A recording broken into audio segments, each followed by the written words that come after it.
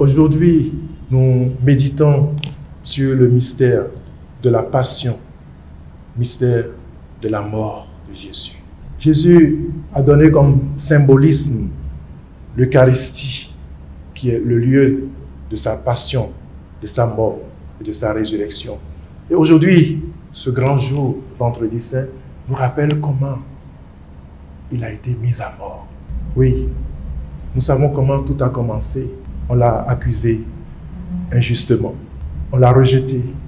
Ses disciples qui étaient les plus proches, ils l'ont renié, ils l'ont trahi. Jésus s'est senti entièrement abandonné de tous. Mais ce n'était pas le silence total, mais c'est le silence rempli de la présence de Dieu. Car cet homme qui, toute sa vie durant, a manifesté le grand amour, l'amour de Dieu pour l'humanité. Dieu a tant aimé le monde qu'il a donné son Fils pour nous.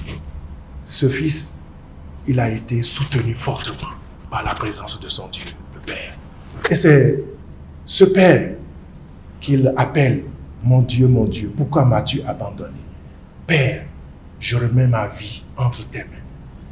Père, pardonne-leur, ils ne savent pas ce qu'ils font. » Oui, Jésus, par ses paroles très fortes sur la croix, nous donne l'essentiel de ce qu'il a vécu tout au long de sa vie. L'amour véritable des hommes, l'amour immense de Dieu manifesté à l'humanité. C'est dans cet amour que le Christ va rendre l'âme à son Père. Mais il va lui rendre l'âme et Dieu est celui qui va le ramener de la mort à la vie. Oui, chers frères et sœurs, en méditant sur le chemin de croix, essayons de porter notre regard sur ce Christ qui s'est donné pour nous, jusqu'à verser son sang pour nous, qui a manifesté jusqu'où peut aller l'amour de Dieu pour l'humanité. Et c'est à cet amour que nous sommes invités, frères et sœurs.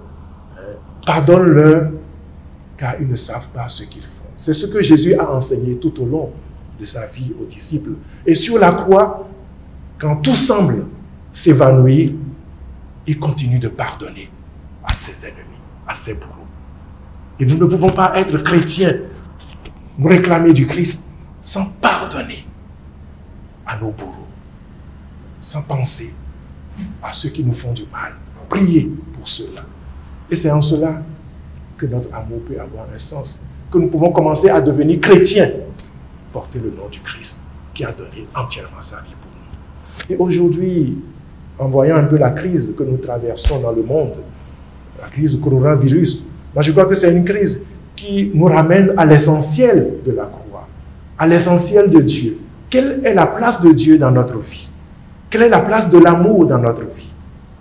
Dieu veut nous ramener à lui, que nous puissions nous recentrer sur Dieu et non recentrer sur nos intérêts primaires, sur l'argent, sur tout ce qui met la guerre, la discorde, la mésentente entre nous.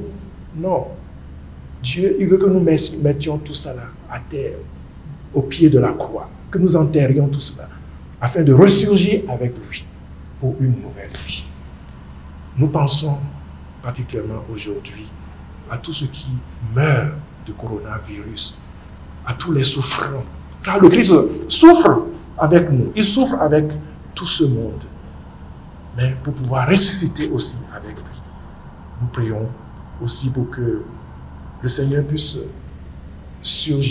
faire surgir des gens capables d'œuvrer pour trouver des remèdes appropriés qui nous aideraient à éradiquer entièrement ce mal de notre monde.